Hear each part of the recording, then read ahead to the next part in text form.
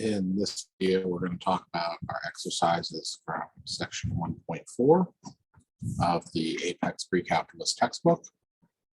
This is on exponents and radicals. Let's review some of our rules of exponents. A to the x times a to the y is equal to a to the x plus y. A to the x divided by a to the y is equal to a to the x minus y. A to the x raised to the y is equal to a to the xy. We talked about negative exponents. This was covered in MTE 6. Negative exponents were covered in MTE 7. That's the reciprocal. We have fractional exponents that were covered in MTE 8.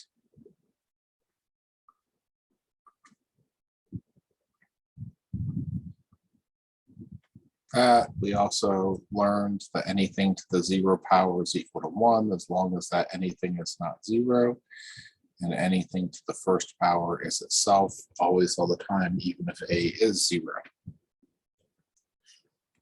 Because roots are special kinds of exponents, we're going to inherit some of these properties here, some special ones that we had, or that if we had the root of a times b on the inside, that's the square root of a times the square root of b. If we had a divided by b on the inside, then that was, and it doesn't matter what root this is, by the way. I started off with square roots, but it's any root. Like that. And that's going to be it. So if x to the n is equal to a, x is equal to the nth root of a. If n is odd, and x is equal to plus or minus the nth root of a if n is even. So I'll be talking more about exponential and logarithmic equations and expressions in our next video, but this is preliminary to that. We have to talk about what exponents are and what roots are, and that roots are fractional exponents. Do exponent rules apply to root functions? Yes, because roots are fractional exponents. So they do, we just showed that. Explain why a negative exponent moves the term to the denominator and give it a positive exponent. So let's just show that by pattern, that this is, we want to talk about powers of 2 to the n. So let n be represented here. So let 2 to the n be represented here. We might rewrite it here.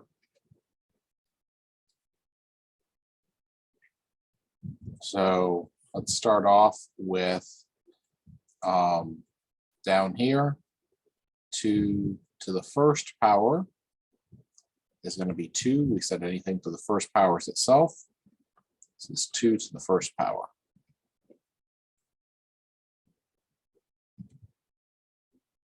So now we have 2 to the second is going to be 4. We're multiplying by 2 each time. This is 2 to the second. So the third power, we're going to have 2 to the third is going to be 8. Okay. So each time that I increase the power in a positive direction, I'm multiplying by 2. So that probably means when I go the other way, 8 divided by 2 is 4. 4 divided by 2 is 2. So the 0 power, 2 divided by 2 is 1. That's going to be 2 to the 0 power. Now, if I want to go to the negative first power, 1 divided by 2 is 1/2. And we're going to be subtracting 1 again, right?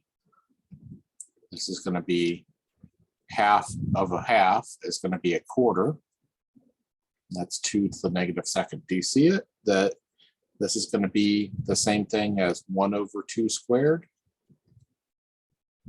This is 1/2 to the first. That it comes across the fraction bar and changes sign. So that's why that property works the way that it does. It's just a shorthand notation that we have too with the negative exponents from way back in the day with typewriters, or when we wrote stuff on paper that we wanted to save space because paper was expensive. We had to write everything on a single line. So we had to find a way to go back and write fractions without a fraction bar, because that took up too much space on the paper, where you couldn't easily write a fraction with the typewriter. Now that we have word processors with all kinds of equation editors and things, that's less of a problem. Let's write 3x times 2x plus 3 to the negative 5/3 power in radical form. So this is 3x on the outside. The index is the denominator of 3. And this is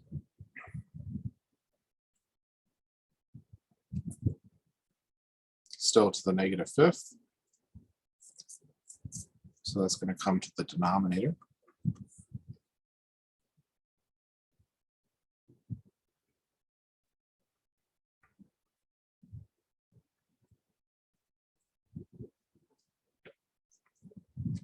And we have, if we want, we can take one of these out since the index is odd. And we're left with 2 of them on the inside. If I were to pull something that had an even exponent in here out, and it had an odd exponent out there from an even root, I'm going to have to put absolute value bars around it.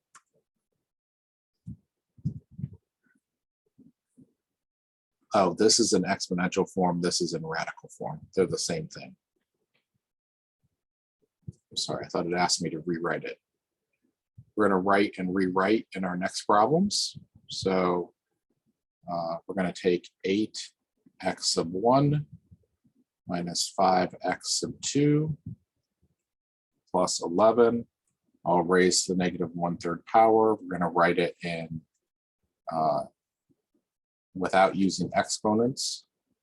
So we're going to write it as a cube root in the denominator. 8x sub 1 minus 5x sub 2 plus 11 is all inside the root. We have a numerator of 1. Number 6 says negative 2x plus y raised to the negative 1/5. So again, that goes to the denominator as a 5th root, negative 2x plus y, and we have a numerator of 1. 5x minus 2 to the 1/4 power. This is a positive root now, so this is just a 4th root of 5x minus 2. Now we get to simplify some expressions.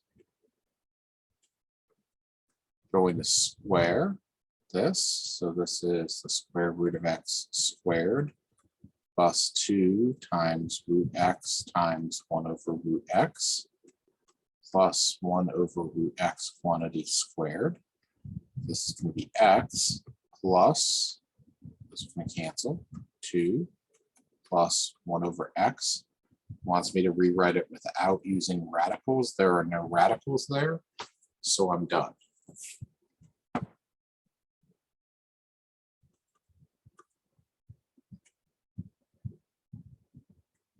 Root x squared plus 1 over root x quantity squared. It's x plus 1 over x. There's no radicals. I'm done. cube root of x plus 1 quantity cubed. Remember the triangle that I taught you? So this is going to be same thing as x to the 1/3 plus 1 cubed. So when I cube that 1/3 power, that's just x plus, and I'm going to take one of those away. That's going to be x to the 2/3 times 1, and that's going to be a coefficient of 3 plus 3x to the 1/3 times 1 squared is going to give me a coefficient of 3 plus 1 to the 3rd is 1. And I have written it without using any radicals. I wrote it in exponent form. Okay. Now we want to write our answers probably with radicals. Simplify the given term and write your answers without negative exponents. Okay. That's pretty typical in math to want to write your answer without negative exponents. We did some of this in our MTE 8 problems. So I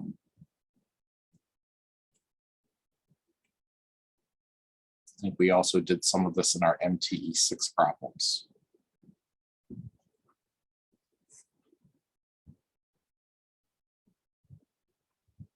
Maybe some MTE 7 problems too. So those all had to do with different types of exponents, whether they were fractional or negative or combination of those or whatever. So we're going to square everything on the inside. -5 squared is 25. X to the -1/4 times 2 is -1/2. Y to the 3 times 2 is 6. X to the +1/2. Y to the first. Now I'm going to bring the negatives to the positives, or the smaller to the bigger. So this is going to be y to the 6 minus 1, the x to the 1/2 plus 1/2. This will be 25y to the 5th over x to the first.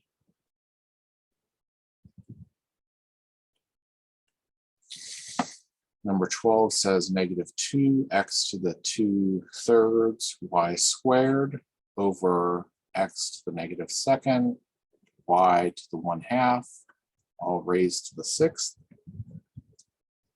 -2 to the 6th is going to be a +64. X to the 2/3 times 6 is x to the 4th. Y to the 12th. X to the, that's a -2 times 6 is a -12. Y to the 1/2 of 6 is 3. So we're going to bring those x's up like so. And we're going to bring those y's up like so. This is going to be 64, x to the 16th, y to the 9th.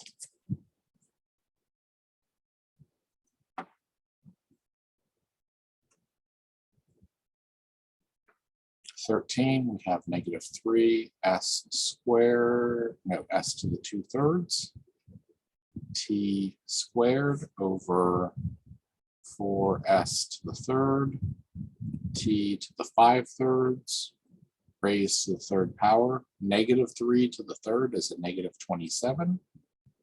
The s squared t to the 6th over 4 to the 3rd is 64.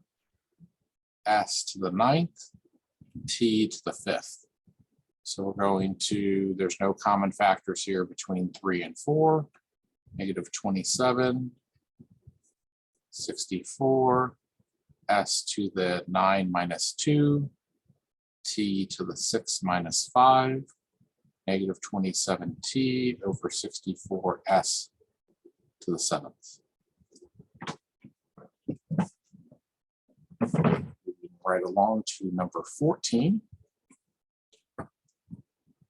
-3 x squared plus 4x plus 4 to the -4th. 2x plus 4. We talked about this one being a perfect square before. Let's go ahead and make it so that this is x plus 2 squared to the negative 4th, 2x plus 4. So this is going to be negative 3 times 2x plus 4 over, times x plus 2 to the 2 times negative 4 is negative 8. There's an invisible denominator of 1 there right now. We're going to bring that negative 8 down like so. And we're going to factor this 2 out.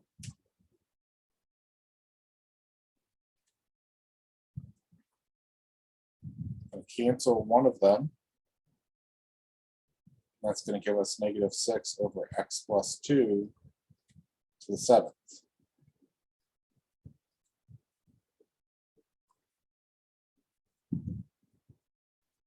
It's our final answer in reduced form.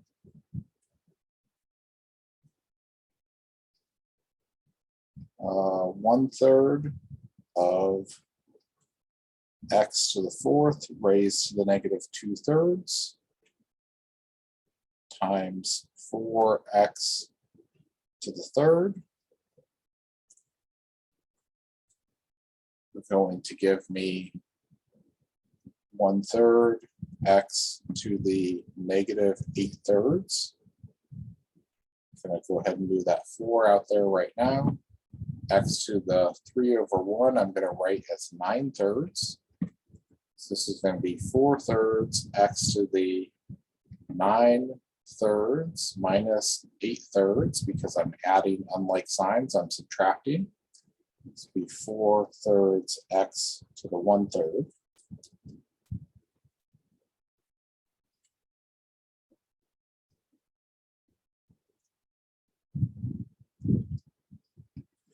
Now we have e to the x plus 3 squared over e to the negative x.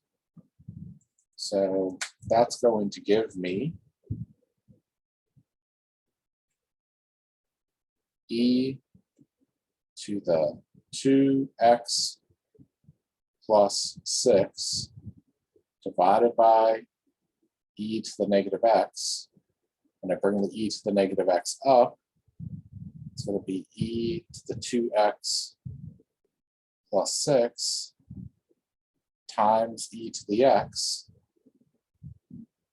So we're going to add our exponents. That's going to give me e to the 3x plus 6.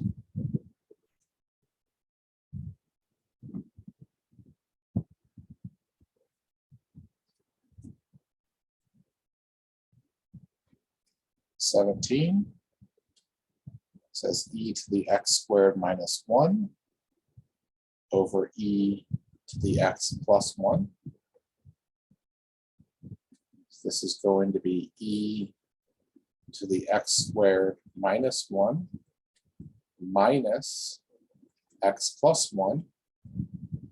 That would give me e to the x squared minus x minus 2.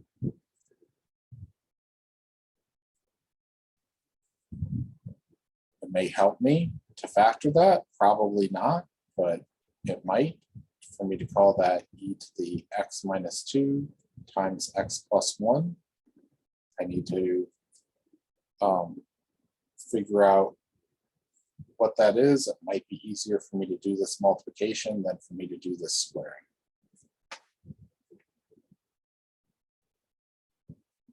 In 18 through 20, we're going to simplify and write in exponential form.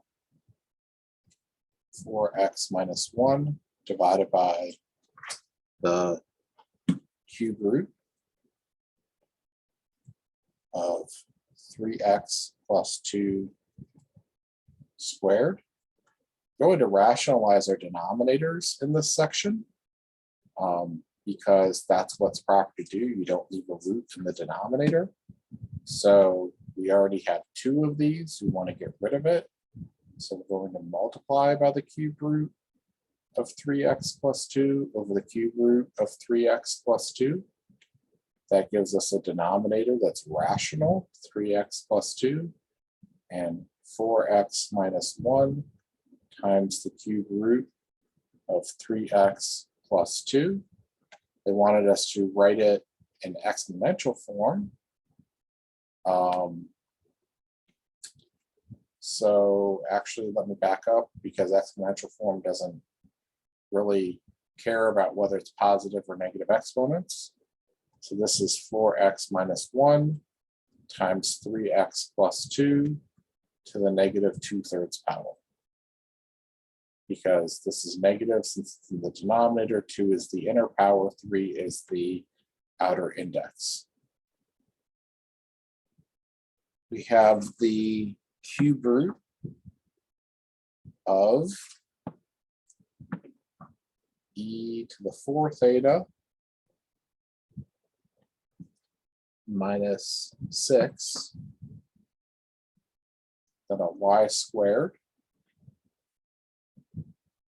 divided by e to the theta, y to the negative 4th. This is going to be the cube root of e to the 3 theta, y to the 6th. So this is e to the 3 theta, y to the 6th, raised to the 1/3 power. And that's going to be, when I raise a power to a power, I multiply the exponents, e to the theta, y to the 2nd.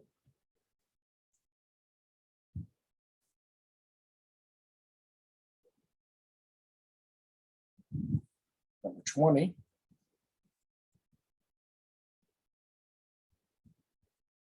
Fourth root of x squared, y to the 5th, over y to the negative 3rd, squared. Fourth root of x squared, y to the 8th, squared. It's the fourth root of x to the 4th, y to the 16th. So this is going to be, now watch out here, because I'm going to need to put absolute value bars here for the x, not for the y, but for the x. This is absolute value of x, y to the 4th, because this is always going to be positive on the inside. So if I stuck in a negative x value, I'm not going to get that negative x value on the outside. I'm always going to get the positive value. So I need absolute value bars around that. Be careful with that. Because this came out with an even exponent here, even if this was a negative number, it would come out to be positive. So I don't need absolute value bars around that, only around the part that had an odd exponent on the outside. That is it for this video, I believe. Yes. We're going to come back next time and talk about exponential and logarithmic functions. See you next time.